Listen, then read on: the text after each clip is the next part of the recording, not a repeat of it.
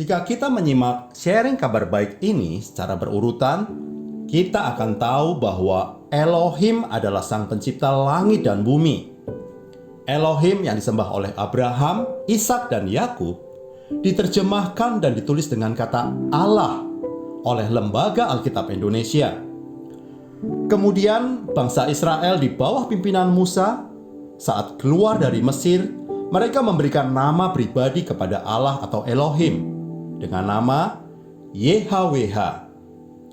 Nama YHWH ini dalam Alkitab Perjanjian Lama oleh Lembaga Alkitab Indonesia ditulis Tuhan, yang penulisannya diketik menggunakan huruf besar semuanya. Ini dilakukan untuk menghormati budaya orang Yahudi yang tidak menyebut nama YHWH secara langsung. Jadi, jangan bingung ya. Sekali lagi, Sang Pencipta langit dan bumi adalah Elohim yang kita sebut Allah. Allah atau Elohim yang disembah oleh Abraham, Ishak, dan Yakub oleh bangsa Israel diberi nama YHWH. Dalam Alkitab, LAI menulisnya Tuhan. T besar, U besar, H besar, A besar, dan N besar. Orang Israel atau orang Yahudi, mereka hanya percaya kepada satu Allah saja. Tidak ada yang lain. Sekalipun ada bangsa-bangsa lain yang menyembah berhala-berhala atau allah-allah palsu, orang Yahudi termasuk Yesus hanya percaya bahwa YHWH atau Tuhan itulah Allah mereka. Tuhan adalah Allah yang esa. Nah, pertanyaannya sekarang, apakah Allah itu hanya eksklusif milik orang Israel atau orang Yahudi saja? Tentu saja tidak. Allah yang satu adalah Allah yang menjadikan segala bangsa. Dan segala bangsa di dunia ini akan menyembah dan memuliakan Allah yang satu itu. Paulus ketika memberitakan Injil kepada orang-orang bukan Yahudi dalam Roma 3 ayat 29 berkata, "Atau adakah Allah hanya Allah orang Yahudi saja? Bukankah Ia juga adalah Allah bangsa-bangsa lain?" Ya, benar. Ia juga adalah Allah bangsa-bangsa lain.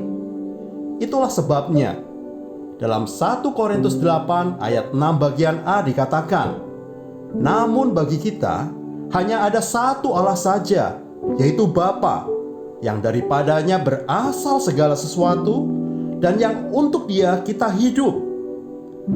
Allah yang satu adalah Bapa. Dialah Allah bagi semua bangsa di dunia. Mengapa Allah disebut Bapa? Allah disebut Bapa karena segala sesuatu berasal dari Allah. Langit, bumi, dan segala isinya, termasuk kita. Itulah sebabnya seharusnya kita hidup untuk memuliakan Allah, Bapa kita. Kenapa Bapa, bukan Ibu? Disebut Bapa bukan karena lawan kata dari Ibu. Allah itu roh. Kalau Allah itu roh, berarti Allah itu bukan laki-laki dan bukan perempuan. Allah tidak bergender, karena Allah itu roh adanya. Sebutan Bapa di sini adalah istilah teologis, bukan istilah biologis. Dalam budaya agama-agama di Timur Tengah, yang penduduknya menganut garis keturunan dan kekuasaan yang berasal dari pihak ayah, kalau kita sedang berbicara tentang keagungan dan kemuliaan Allah, sebagai rasa hormat selalu digunakan kata ganti diri laki-laki. Jadi, Allah disebut Bapa di samping karena rasa hormat dan kemuliaan kepadanya, sekaligus karena Allah sebagai asal-usul dari segala sesuatu. Banyak orang berkata, Allah itu maha kuasa, maha melihat, maha mendengar. Apa benar seperti itu? Ya, untuk dapat berkuasa, melihat, dan mendengar, itu hanya bisa dilakukan oleh Allah yang hidup. Allah yang mati tidak bisa melakukan itu semuanya. Lalu, seperti apakah Allah yang hidup itu? Allah yang hidup adalah Allah yang memiliki roh kehidupan, yaitu Roh Kudus yang menjadi sumber hidup Allah. Roh Kudus adalah nafas hidupnya Allah. Roh Allah inilah yang menyalurkan nafas hidup bagi makhluk-makhluk ciptaan Allah. Selain memiliki roh, Allah yang hidup juga memiliki pikiran atau firman. Kuasa firman inilah yang membuat Allah menjadi maha kuasa. Allah dapat mewujudkan semua yang Ia kehendaki melalui kuasa firman-Nya.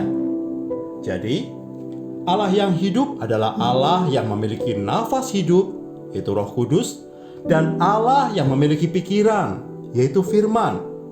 Mirip dengan roh saya dan pikiran saya yang berdiam di dalam saya. Dengan firman-Nya, Allah Bapa menciptakan. Dengan roh-Nya, Allah Bapa menghidupkan.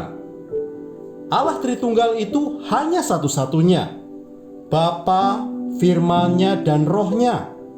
Ketiga yang esa ini kekal, tidak terbatas oleh ruang dan waktu. Oleh karena itu, Allah yang hidup harus Tritunggal, punya roh dan punya firman.